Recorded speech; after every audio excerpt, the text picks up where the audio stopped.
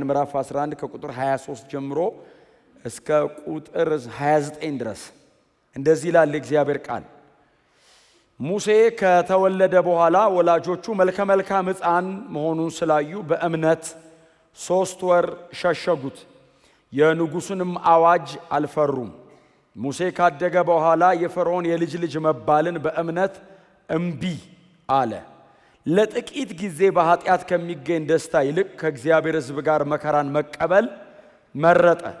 ከግብፅ ሀብት ይልቅ ስለ ክርስቶስ መከራን መቀበል እጅግ የሚበልጥ ሀብት መሆኑን ተገነዘበ።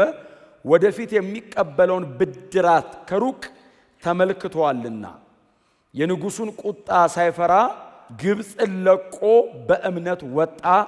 የማይታየውንም እንዳየው አድርጎ በመቁጠር በሐሳቡ ጸና። በኩሮች የሆኑትን የሚገድለው ቀሳፊ የእስራኤልን በኩር ልጆች እንዳይገድል ፋሲካን በእምነት አደረገ፣ ደምንም ረጨ። ሕዝቡ በደረቅ መሬት እንደሚኬድ ቀይ ባህርን በእምነት ተሻገሩ። ግብፃውያን ግን እንደዚሁ ለማድረግ ሲሞክሩ ሰጠሙ። ጌታ የተባረከ ይሁን። እንግዲህ ቀጥታ የዚህ መጽሐፍ ጸሐፊ ቀጥታ እንግዲህ ከዮሴፍና ከልጆቹ ቀጥታ አልፎ ሙሴ ጋር ነው የሚመጣው። እንግዲህ እናንተ የዘጸአት መጽሐፍ አጥኞች እንደሆናችሁ አስባለሁ። ዘፍጥረት መጨረሻው ምዕራፍ 49 ምዕራፍ 50 ነው። 50 ነው የመጨረሻው ምዕራፍ 50 ነው።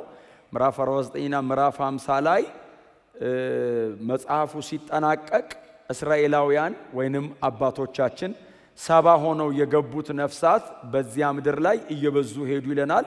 ከዛ ዘጸአትን ሲጀምረው በጣም በዙ ይለናል። ቁጥራቸው በጣም ጨመረ። እንደውም ፈርዖን በጣም ቁጥራቸው እየጨመረ ስለሆነ ከጠላቶቻችን ጋር ካበሩ በኋላ ድል ያደርጉናል፣ ምክንያቱም በቁጥርም እየበለጡን ነው። ስለዚህ በእስራኤላውያን መካከል ዝም ብለው ጡብ እያመጡ ነበር የሚጠፈጥፉት። ጫኑባቸው፣ ቀንበር አክብዱባቸው። አለፍ ሲልም ደግሞ የሚወለደውን በኩሩን እየያዛችሁ ግደሉ። ለምን? እንዳይጨምሩ እንዳይበዙ፣ በመዋለድ በጣም ቁጥራቸው እየጨመረ ስላስጨነቃቸው በኩሩ ይገደል የሚልን አዋጅ አወጣ። እግዚአብሔር እስራኤልን በግብፅ ምድር ከተቀመጡበት ከ400 ዓመቱ የባርነት ዘመን ነፃ ሊያወጣቸው ጊዜው ደርሶ ስለነበር የጠላቶቻቸው እጅ በላያቸው ላይ እየበረታ መጣ። አንዳንዴ በጣም ነገር ሲጠነክር እግዚአብሔር ደግሞ በጣም ባልገባን መንገድ ነገሩን ገልብጦት ታሪካችንን ሊቀይረው ነው ማለት ነው። በጣም ነገር ሲጠነክር ነገር ከእግዚአብሔር እጅ እያመለጠ አይደለም። ሲጠነክር ከእግዚአብሔር እጅ እየወጣ እግዚአብሔር እያቃተው ወይንም ደግሞ ነገሮች ከእግዚአብሔር እጅ እየወጡ አይደለም። ነገሩ እያለቀለት ነው ማለት ነው። በቃ እያበቃ ነው ማለት ነው። ጽዋው ሲሞላ አይደል ያለው ለአብርሃም ትውልድ ለ4 ዘመን ይገዛል። ከዛ ጽዋው ሲሞላ ያንን ትውልድ ደግሞ ነፃ አውጥቼ ወደዚህ ምድር እመልሰዋለሁ ስላለ አሁን ጽዋው ሞላ ማለት ነው። ጽዋው ሞላ። በጣም አስጨነቋቸው፣ በረቱባቸው ይላል። በጣም አስመረሯቸው። በዚህ ጊዜ እንግዲህ ጮሁ። እግዚአብሔር ነፃ ሊያወጣቸው ይሄንን ሰው እንዲወለድ ደግሞ በእነሱ መካከል አደረገ። ሲገቡና ሲወጡ ነው አይደል የዚህ መጽሐፍ ጸሐፊ የሚጠቀመው። በዮሴፍ በኩል ገቡ፣ በሙሴ በኩል ወጡ። ስለዚህ የዘጸአቱ ማጠናቀቂያው ወይንም የዘጸአቱ የሚሰራበት እስራኤል ወጥቶ የሚያልቅበት በሙሴ በኩል ነው። ለመውጣታቸው ለዘጸአታቸው ደግሞ በጣም ግልጽ በሆነ አይነት መንገድ ትንቢት የተናገረው ወንድማችን ዮሴፍ ነው። ላስት ዊክ ስለተናገርኩት አምላካችሁ እግዚአብሔር መጎብኘትን ይጎበኛችኋል፣ ከዚህ ምድር ትወጣላችሁ ብሎ ዮሴፍ ሊሞት ሲል ለወንድሞቹ ነገራቸው። ትወጣላችሁ፣ ስትወጡ ግን ብቻችሁን እንዳትወጡ አጽሜን ይዛችሁት ውጡ አላቸው። እሱን ሰውዬ ከጠቀሰው በኋላ ቀጥሎ የዚህ ደብዳቤ ጻፍ የሚጠቅሰው ዘጸአቱ ተከናወነ ነው። በእምነት በአካል ግብፅ ተቀምጦ በእምነት በልቡ ከነዓን የገባውን ዮሴፍን ነግሮን ቀጥሎ ደግሞ በአካል ከግብፅ ወጥተው ወደ ከነዓን የሚጓዙበትን ደግሞ የሙሴን ታሪክ ያመጣዋል። በጣም ሶሊድ አይነት የሆነ ጽሑፍ ነው ይሄ ጸሐፊ የሚጽፈው። በጣም አስገራሚ ነው። እናንተ ደግሞ በደንብ ቁጭ ብላችሁ አያይዙት። 400 ዓመት ነው መሃል ላይ የሚያጥፈው ማለት ነው። በሁለት ቁጥር ልዩነት 400 ዓመት ነው እንደዚህ የሚያደርገው። በጣም ጨካኝ ጸሐፊ ነው።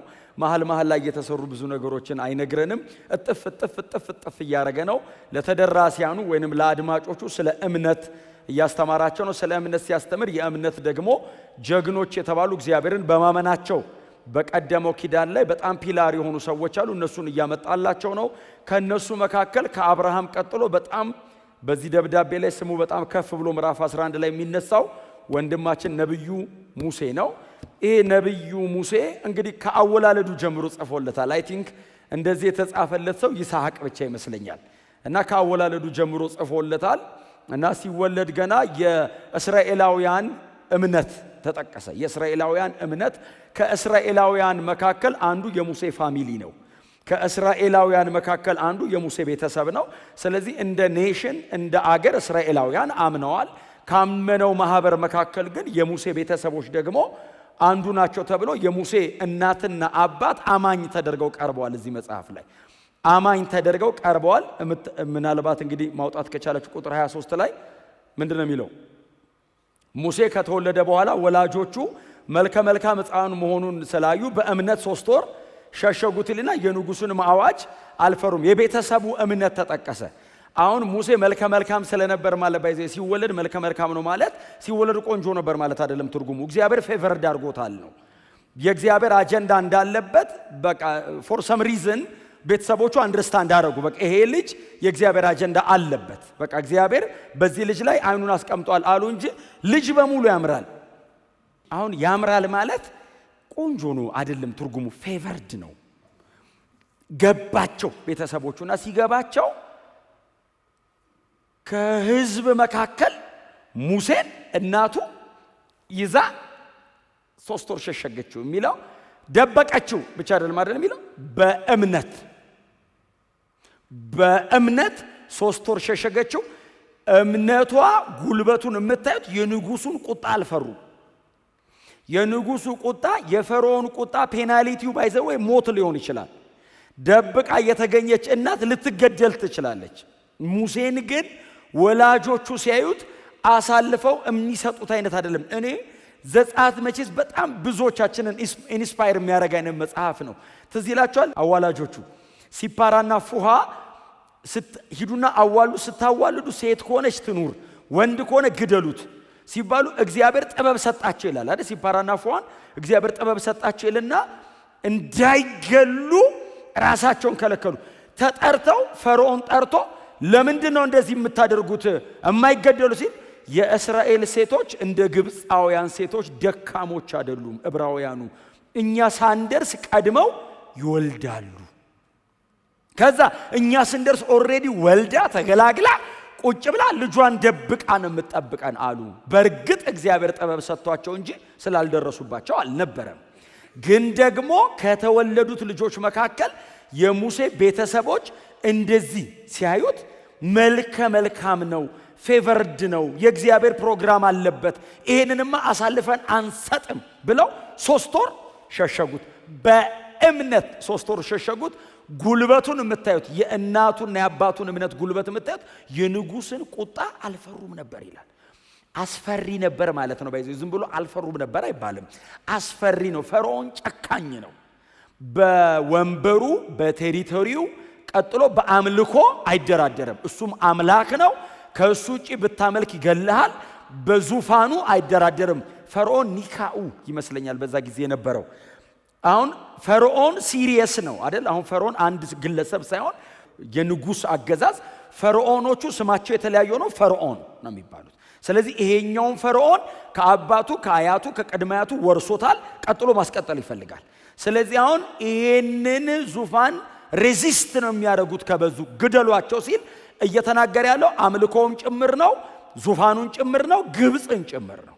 ስለዚህ ፔናልቲው ሊያስገድል ይችላል።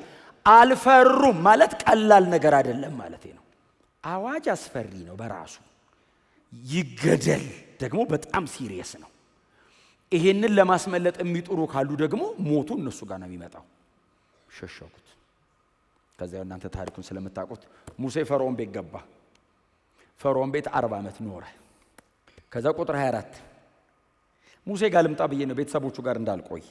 ልጁ ተወለደ። የእግዚአብሔር አጀንዳ አለበት። 3 ወር ሸሸጉት። ከዛ ያው ውሃ ላይ እናቱ አስቀመጠችው። የፈርዖን ልጅ አገኘችው። ልጁ ፈርዖን ቤት ገባ። አደገ። ኦሬዲ የዚህ ደብዳቤ ጸሐፊ መንገር የፈለገው የሙሴን አወላለድን አስተዳደግ ሳይሆን ማቹር ያደረገውን ሙሴንና እግዚአብሔር በሙሴ በኩል የሰራው ነው መናገር የፈለገው። ስለዚህ ሙሴ ካደገ በኋላ የፈርዖን የልጅ ልጅ መባልን በእምነት እምቢ አለ። ሙሴ ሁለቴ ነው ከግብጽ የወጣው አይደል? ሁለቴ ነው ከግብጽ የወጣው። እኛ በጣም የምናነበውና በጣም ብዙ ጊዜ የምንሰብከው በእግዚአብሔር ጊዜና ሰዓት በእግዚአብሔር ፕሮግራም የወጣበትን ነው እንጂ ሙሴ ሁለቴ ነው የወጣው። የምታስተውሱ ከሆነ ካደገ በኋላ ትዝ ይላችኋል። አንድ ዕብራዊ እስራኤላዊ ሲያስጨንቅ አገኘውና ኖርማሊ አሰሪ እንዲህ ዝም ብሎ ሰራተኛ ሳይሆን አለቃ ነገር ነው አገኘውና ለምንድን ነው የምታስጨንቀው አለው። ከዛ በኋላ ጎተት አድርጎ በጥፊ ገደለው የሚል ቃል አለ። በጣም ሙሴ ከባድ ሰው ነው ማለት ነው። በጥፊ ይገላል። በጥፊ ሰው በጥፊ አይሞትም አይደል? ኮመንሊ ሰው በጥፊ አይሞትም። ሙሴ እጁ ደህና ነው ማለት ጥሩ ነው ማለት ነው። በጣም ሂዩጅ ነው፣ ገዘፍ ያለ ነው። ያም እኮ ቀላል ሰው እኮ አይደለም፣ አሰሪ ነገር ነው።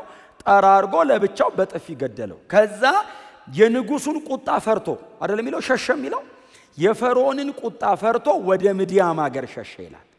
ስለዚህ እንደገና እግዚአብሔር ባይዘው መልሶት ነው ተመለስ ብሎ ሚሽን ሰጥቶ ተልእኮ ሰጥቶት መልሶት እንጂ ሙሴ አንዴም ሸሽቷል። ቀጥሎ ግን በእግዚአብሔር አጀንዳ ላይመለስ ከግብጽ ወጥቷል። የዚህ ደብዳቤ ጸሐፊ እየነገረን ያለው ካደገ በኋላ የፈርዖን የልጅ ልጅ መባልን እምቢ አለ የሚለው የእግዚአብሔር ፕሮግራም አንደርስታንድ ካረገ በኋላ ነው። የመጀመሪያው የፈርዖን የልጅ ልጅን እምቢ ብሎ አይደለም የወጣው፣ በጥፊ ገደለ፣ ፈርቶ ነው የሄደው። ሁለተኛው ግን ጠሪ አምላክ አለው፣ ሙሴ ተልእኮ አለው። እስራኤል የሚባለው ኔሽን ግብፃዊ እንዳልሆነ ገብቶታል። ፎር ጉድ በእግዚአብሔር አጀንዳ ህዝብ እስራኤልን ይዞ ለመውጣት ተመልሶ መጣ። አሁን ፈርዖን ዙፋን ልስጥ ቢለው ሙሴ እምቢ ነው የሚለው። አንደርስታንድ አድርጓል። አሁን እዚህ ደብዳቤ ላይ ሙሴ ካደገ በኋላ ሲል አሁን አንድ ልጅ እናንተ አድጓል የምትሉት በ18 ዓመቱ ነው።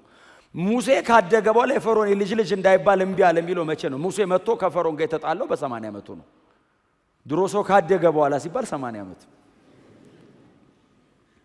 ሙሴ ካደገ በኋላ የፈርዖን የልጅ ልጅ እንዳይባል በእምነት እምቢ አለ።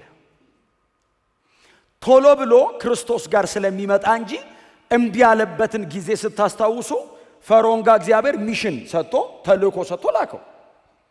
ፈርዖን ሲያየው ያውቀዋል። የዛሬ 40 ዓመት ነው የተለያዩት። ከ40 ዓመት በኋላ ድጋሚ ተገናኙ። ፈርዖን በጣም ፊቱ የተወለወለ ነው። ወርቅ ዙፋን ላይ ነው የሚቀመጠው። ያማረውን እየመረጠ ነው የሚበላው። በግብፃውያን መካከል አምላካቸው ጭምር ነው። ሙሴ ደግሞ 40 ዓመት ሙሉ ዩቶር ጋር ነው ሚዲያም ሀገር ነው የኖረው። እረኛ ነበር። ደረቅ ያለ ነው። ከሳ ያለ ሊሆን ይችላል። እንደ ፈርዖን ላይሆን ይችላል አለባበሱ። በትር ብቻ ነው በእጁ ያዘው እና የዛሬ 40 ዓመት ሲለያዩ ተመሳሳይ ነበሩ። ከ40 ዓመት በኋላ ሲገናኙ ፈርዖን ንጉስ ነው፣ ሙሴ ደግሞ አንድ እረኛ የሚመስል ሰውዬ ነው። ግን እግዚአብሔር አብሮት ያለ ሰው እና ፈርዖን ጋር ሲመጣ ፈርዖንና ሙሴ ሲገናኙ ባይዘወይ ፈርዖኖቹ ስለሚያውቁት ነው ቀጥታ ፈርዖንን ኮሚኒኬት ለማድረግ የመጣው እንጂ ማንም ዘሎ ፈርዖንን ፈልጎልኝ ቢል አይገባም። ማንም ኦርዲነሪ እስራኤላዊ ተነስቶ ፈርዖንን ማግኘት ፈልጌ ነበር ቢል ግብፃዊው ይገለዋል ወስዶ። ሙሴን ግን ስለሚያውቁት አስገቡት ፈርዖን ጋር። ፈርዖንና ሙሴ ሲገናኙ ኦሬዲ ሙሴ የፈርዖንን ዙፋን ንቆታል።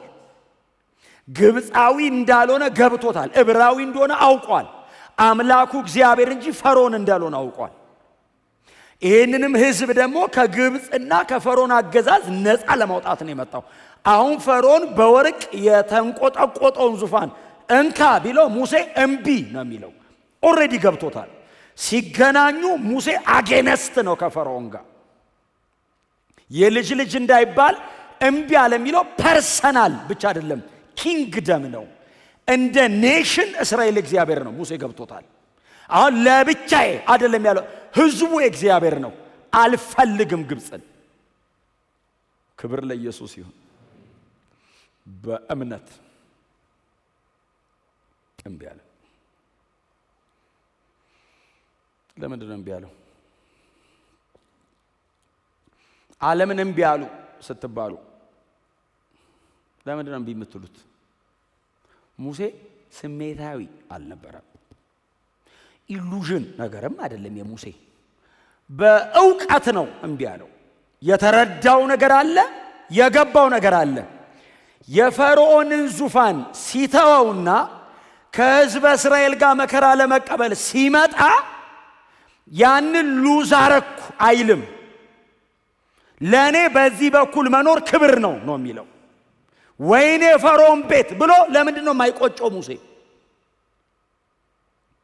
አንደርስታንድ አድርጎ ገብቶት አውቆ ስለሆነ የመጣው። እዩት ቁጥር 25 ለጥቂት ጊዜ በኃጢአት ከሚገኝ ደስታ ይልቅ ከእግዚአብሔር ሕዝብ ጋር መከራ መቀበል መረጠ። እጣ ወድቆበት አይደለም፣ መርጦ ነው። ምርጫ የሙሴ ነው፣ መረጠ። ቹዝ ዩር ቤስት አሉት። የፈርዖን ዙፋንና ፈርዖን ቤት ፈርዖን ሆነ መኖር ነው ወይንስ ደግሞ ከዚህ ሕዝብ ጋር ባሪያ ሆነ አብረ ጭቃ እያቦካ መከራ እየተቀበልክ መኖር ነው?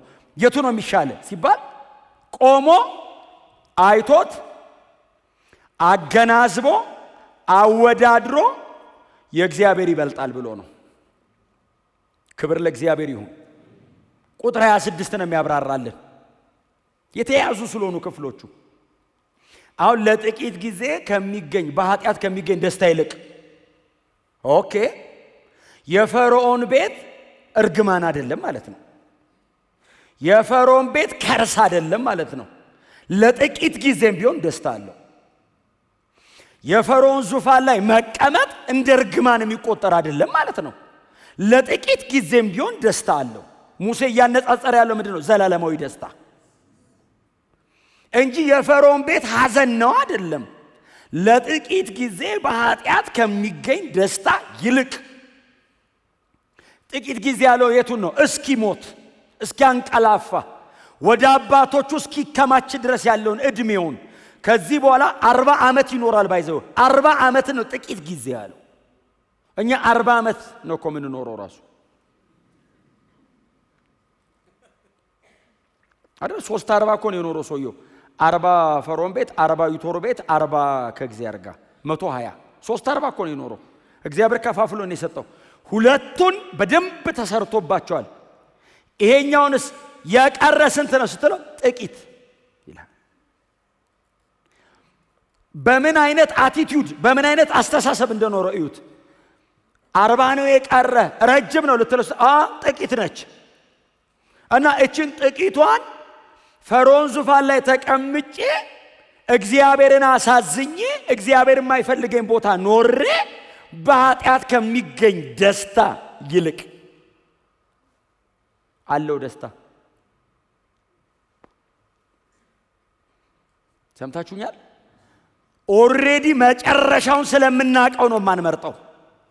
የዘላለም ሞት ፊት ለፊቱ ላይ ስላለበት ሙሴ እንደዚህ ያለ ጥቂት ደስታን ብትሆን በኃጢአት ነው። ቀጥሎ ፔናሊቲው ደግሞ ሲሪየስ ነው እና አልመርጠውም።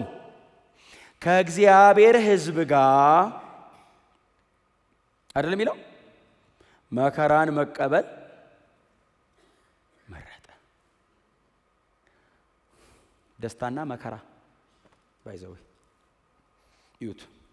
የፈርዖን ቤት ደስታ፣ ከእግዚአብሔር ሕዝብ ጋር መከራ። ሰውዬው የመረጠው የቱን ነው? መከራ። ለምን? ኢተርናሊ ደስታ አለው ይሄኛው መከራ። ያኛው ጊዜያዊ ደስታ አለው፣ ዘላለም ሲቃይ ነው። ስለዚህ ሙሴ እንደዚህ ያለ ከዚህ ሕዝብ ጋር መከራ ልቀበልና ለዘላለም ደስ ይበለኝ። ለምን? ይሄ ሕዝብ መስመር አለው፣ ላይን አለው። ግብፅስ የላትም፣ ትጠፋለች፣ ትወድማለች። እግዚአብሔር ያጠፋል ግብፅን። ሆል ሲስተሙን እግዚአብሔር ወደ እሳት ይጥለዋል። ይሄኛው ሕዝብስ ዘላለም ይቀጥላል። ሙሴ እንደዚህ ብሎ አይቶ የሁለቱንም መጨረሻ አይቶ መከራ የሚለው ላይ ዘላለማዊ ደስታ አለው መረጠ። አንደርስታንድ አድርጎ ተረድቶ ገብቶት ነው።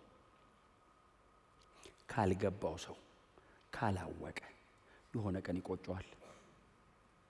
ወይኔ ይላል ተበላው። እዚህ መጥቼ ዝም ብሎ ሲቃይ ስብከቱ ሲቃይ ስብከቱ ሰማይ ነው ደስታ፣ መሬትስ መከራ ነው። ኑሮ ቻሌንጅፉል ይላል። ሲገባውና ሲመርጥስ መከራውን በደስታ ይቀበለዋል። ክብር ለኢየሱስ ይሁን። እና መረጠ የሚለው አንደርስታንድ አድርጉ። ጎናቸው ልሶ ገብቶ ነው ወይ የመረጥከው በሉት እስቲ። መረጠ አላቸው። ክብር ለእግዚአብሔር ይሁን። በእምነትም ቢያለ በእምነትም ቢያለ እምነትን እዛ ምዕራፍ 11 ስንጀምር ተነጋግረናል። የማይታየውን አይደል ምንም ይል የሚያስረግጥ የለም የሚባለው የሚያስረዳ ነው። በእምነትም ቢያለ ምን ማለት ነው? የማይታየውን አንደርስታንድ አድርጎታል። እርግጠኛ ነው። እምቢ ሲል የፈርዖንን ቤት እርግጠኛ ነው ሌላ የሚቀበለው ነገር እንዳለው። ቁጥር 26 ከግብፅ ሀብት ይልቅ ለጥቂት ጊዜ ደስታ ግብፅ፣ ቀጥሎስ ሀብት ግብፅ። እዩት፣ ከግብፅ ሀብት ይልቅ ሀብት ምንድነው? ይሄ ሰውዬ እየተወ ያለው ሀብት ዌልዝ። ከግብፅ ሀብት ይልቅ ስለ ክርስቶስ ምንን? መከራን። ንጽጽር ነው እንግዲህ ይሄ ሰውዬ እያስቀመጠ ያለው ግብፅንና ስለ ክርስቶስ፣ ግብፅንና የእግዚአብሔርን ሕዝብ፣ በግብፅ ያለውን መንገድና የእግዚአብሔርን መንገድ እያነጻጸረ እያስቀመጠ ነው። ስለ ክርስቶስ መከራን መቀበል ብሎ ምንድን ነው የሚለው? ስለ ክርስቶስ መከራ መቀበል እጅግ የሚበልጥ ሀብት መሆኑን ተገነዘበ። በጣም የሚገርማችሁ ተገነዘበ የምትለው ቃል የሚጠቀመው የግሪክ ቃል አለ። የዚህ ሰውዬ ቁጥር ስንት ላይ ነው? 26 አንድ የሚጠቀመው የግሪክ ቃል አለ። ሙሴ ይላል he became an accounting። ትክክለኛ ትርጉሙ እንደ አንድ ነጋዴ ቆሞ አሰላ። ፒክቸር የሚያደርገው ሰውየው እንደዛ ነው። እንደ አንድ ነጋዴ ቆሞ አሰላና ትርፍና ኪሳራውን አሰላ። የትኛው ይበልጣል ብሎ አሰላና ክርስቶስ ኢተርናል አሴት ነው አለ። ዘላለማዊ ርስቴ ክርስቶስ ነው አለ። አሰላና እንደ አንድ መርቻንት ቆሞ አሰላ።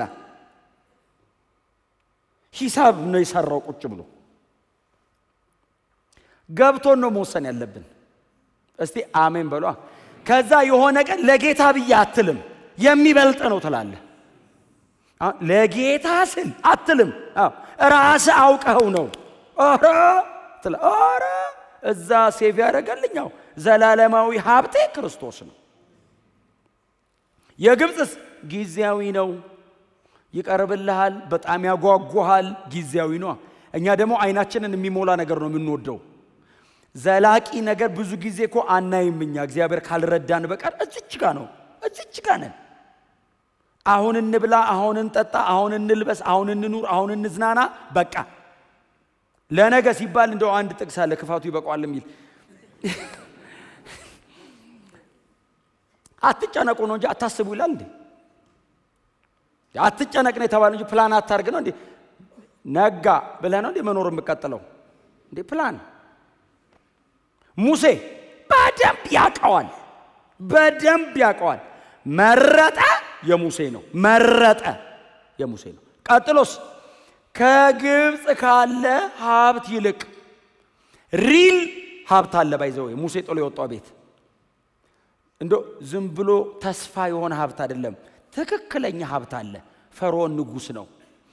ግብፅ በሙሉ ባይዘው የፈርዖን ናት። አስተዳዳሪ እንዳይመስል ፈርዖን ኦነር ነው፣ ባለቤቷ ነው። በግብፅ ውስጥ ያለ ሰው የፈርዖን ነው። ይሄ ብር ወርቅ እንዳይመስል ሰውየው የፈርዖን ነው። ምንም ነገር ላይ ያዛል። እንደዚሁ ብርና ወርቅ ላይ አይደለም፣ በሰው ህይወት ላይ ያዛል። ይገደል ካለ ያስገድለዋል። ከፈርዖን አፍ የወጣ ነገር በሙሉ ህግ ሆኖ ነው የሚኖረው። ሙሴ ትቶ የወጣው እሱ ነው።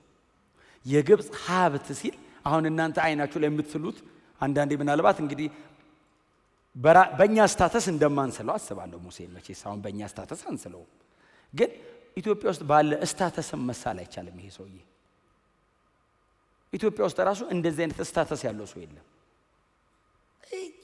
እጅግ በጣም የከበረ የሚባል ሰው ለመግባት የሚጸልይ የሚጾምበትን ቦታ ሙሴ ትቶት ሲወጣ ወገኖች ተሰብስበው አብዳል ወይ እዛ ሆነ አጠቅመንም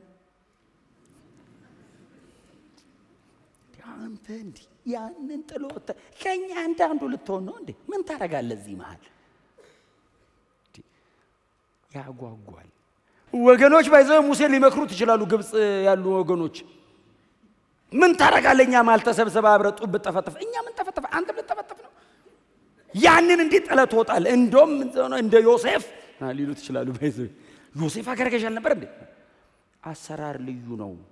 በሙሴ በኩል እግዚአብሔር በግብጽ አደላድሎ ሊያስቀምጣቸው አይደለም፣ ከግብጽ ሊያወጣቸው ነው። በቃ ነቅሎ ሊያወጣቸው ነው እግዚአብሔር። ስለዚህ ሰውየውን ሀርቱን ከፈርዖን ቤት አወጣው እግዚአብሔር። ልቡን፣ ምኞቱን፣ ፍላጎቱን፣ ዲዛይሩን ከፈርዖን ቤት እግዚአብሔር አወጣው። ሀብት ነው ሲሉት ኃጢአት ነው ይላል እሱ። በፈርዖን ቤት የሚገኝ ሀብት ሲሉት ኃጢአት ነው። እዚህ ያለ መከራ ሲሉት ትልቅ ሀብት ነው ይላል። አተረጓጎሙን ቀየረበት። በዚህ ኮንቪክሽን ነው ባይዘው ወይ ሙሴ ከእግዚአብሔር ጋር አብሮ የሰራው። መውጣት አለብን ከአንዳንድ ነገር። እንደዚህ አይነት ነገር ተመኝተን አይደለም መቆም ያለብን። እግዚአብሔር በህይወታችን ላይ እንዲያደርግ ከነዚህ ሰዎች ህይወት ላይ ፕሪንሲፕል መውሰድ አለብን። እውነቴን ነው የምነግራችሁ። እዛው እየረገጠን ከኛ በፊት የነበሩትም እንደዚህ ነበሩ እያልን መኖር የለብንም።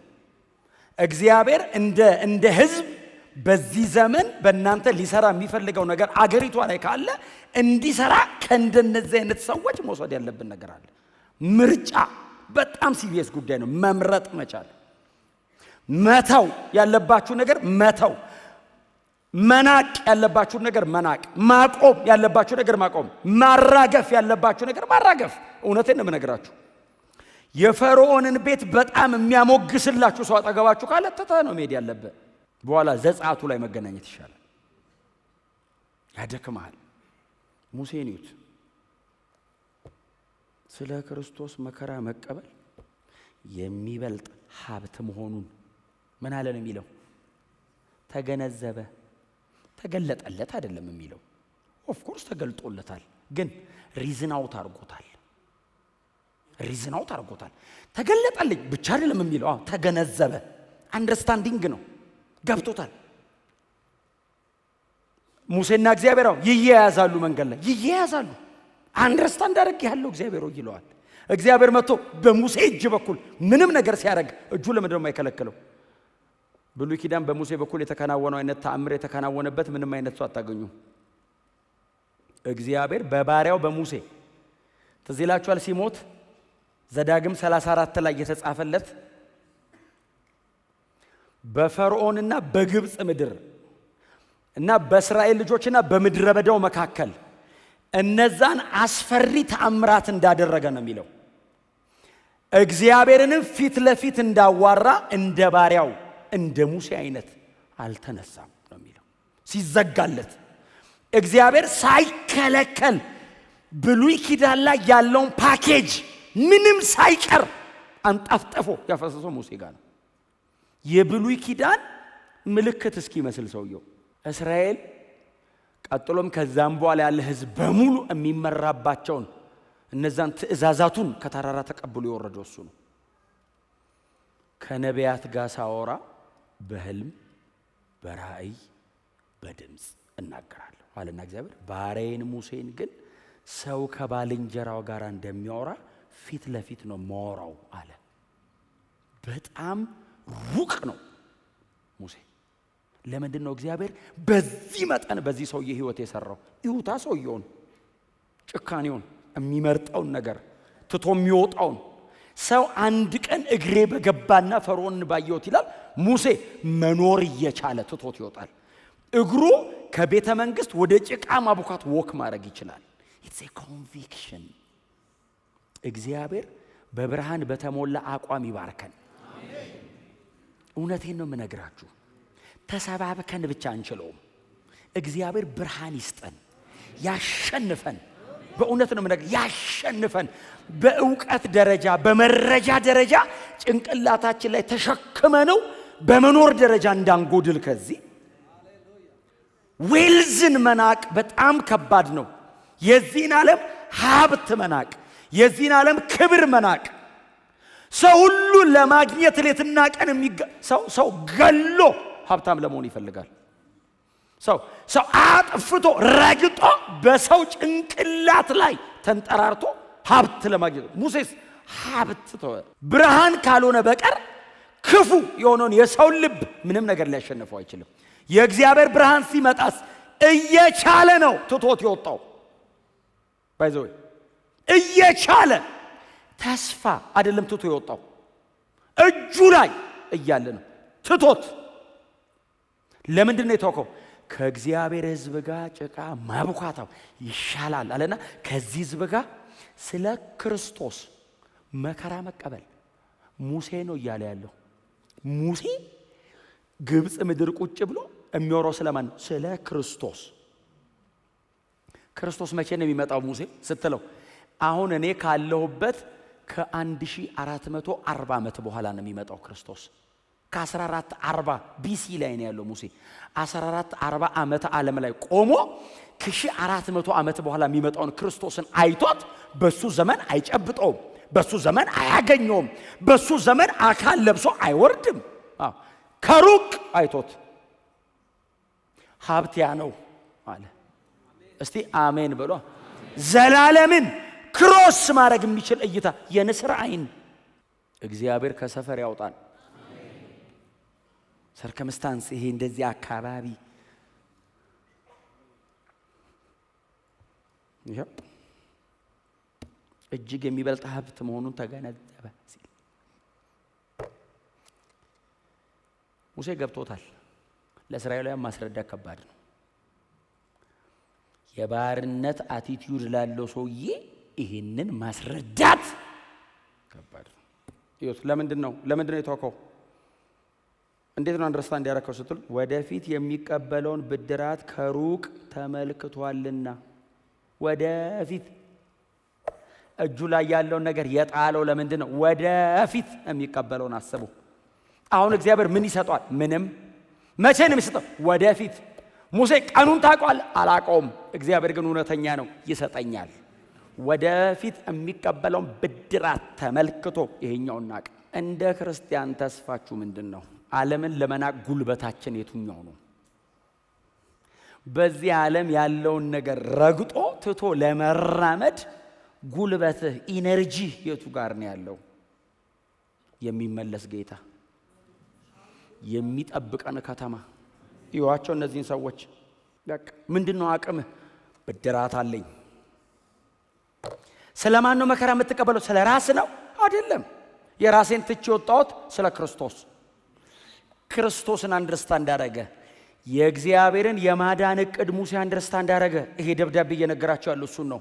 እናንተ ሙሴ የኛ ነው አባታችን ነው ሙሴ ነው የምንከተለው የምትሉ ዕብራውያን፣ ከክርስትና ወደ ኋላ ጎታች ነው የምትሉት ሙሴ፣ ወደ ሙሴ ነው ዞር እያሉ ያስቸገሩት። ወደ ሕጉ ወደ ምናምን ሲዞር፣ አረ ሙሴ ራሱ በዘመኑ መከራ የተቀበለው የፈርዖንን ቤት ንቆ የወጣው የነበረበትን ዓለም ያዋረደበት አቅም ስለ ክርስቶስ ነው። እናንተ ወደ ኋላ ለመዞር የምትታገሉለት ሙሴ ኢየሱስ አንደርስታንድ አድርጓል። ክርስቶስን ገብቶታል። ቻሌንጅ የሚያረጋቸው እጃቸው ላይ ባለው ማቴሪያል ነው። ዘጸአት የኛ ነው ይላሉ። ጠቅለል ብድግ አድርገው የዘጸአትን ጠቅለል ብድግ ሲያደርጉ የኛ ነው ዘጸአት ሙሴ የኛ ነው ሲል፣ አይደለም ሙሴ እናንተ አይደለም፣ ስለ ክርስቶስ ነው መከራ የተቀበለው። አይናችሁን ከሙሴ ላይ አንሱና ክርስቶስ ላይ አድርጉ። ሙሴ ራሱ የሚያየው እሱን ነው። እናንተ ስለምትቀበሉት ስለዚህ መዳን ሙሴ ከሩቅ አይቶ ተሳልሞት ስላንተ ስል ብሎ ቤተ መንግስት ትቶ ጭቃ አቡኪ ሆኗል። ክብርን ንቆ ውርደትን መርጧል። መሞገስን ትቶ መዋረድ። ያው መከራ መቀበል ማለት ምን ማለት ነው? ሊትራሊ ሰፈሪንግ። ሊገደል ይችላል። የመከራው ጥልቀት የት ድረስ እንደሆነ ሙሴ አያውቀውም። እቀበላለሁ ብሎ መረጠ እንጂ ሊያስገድለው ይችላል። ፈርዖን ክፉ ነው። ሕፃናትን የሚያስገድል ሰውዬ ሙሴንማ ምኑ ነውና ያስገድለዋል። መከራ የድረስ ሊሄድ ይችላል፣ ሞት ድረስ ሕይወት ሊያስከፍለው ይችላል። መረጠ ስለ ክርስቶስ። እግዚአብሔር ዘላለማዊ የማዳን ዕቅዱን በእውነት ያስረዳን፣ የተሰራልንን ስራ። እዚህ መጽሐፍ ላይ ያሉት ጀግኖች ሂሮስ ተብሎ የተቀመጡት ሰዎች ልክ እንደኛ ኦርዲነሪ ሰዎች ናቸው። ልክ እንደኛ ሰዎች ብቻ ናቸው። ምንድነው እዚህ መጽሐፍ ላይ ባለ ታሪክ ያደረጋቸው? ጭካኔያቸው። ጨካኞች ነበሩ። ውሳኔያቸው እላያቸው ላይ ሰይፍ ይመዙ ነበር። የሙሴ ቻሌንጅ ሀብት ነው። የአንዳንዶቹ ቻሌንጅ ማጣት ነው። በተለያየ ኤክስትሪም ተፈትነዋል። አባቶቻችን በተለያየ ጽንፍ ተፈትነዋል። በሁለቱም ጽንፍ ላይ አምነው እስከ መጨረሻ ተራምደው የጨረሱ ናቸው። እዚህ መጽሐፍ ላይ የመጡት ስለ ስንቱ ላውራ ብሎ ይዘረዝራቸውና ምን ደረሰባቸው ስትሉ አገኙ የተባሉ አሉ፣ ነገስታት ድል የነሱ። ሌሎቹስ አጡና በምድረ በዳ ተንከራተቱ፣ በአውሬ ተበሉ የተባሉ አሉ። ሁለቱም ኤክስትሪም ነው ቼክ የተደረጉበት።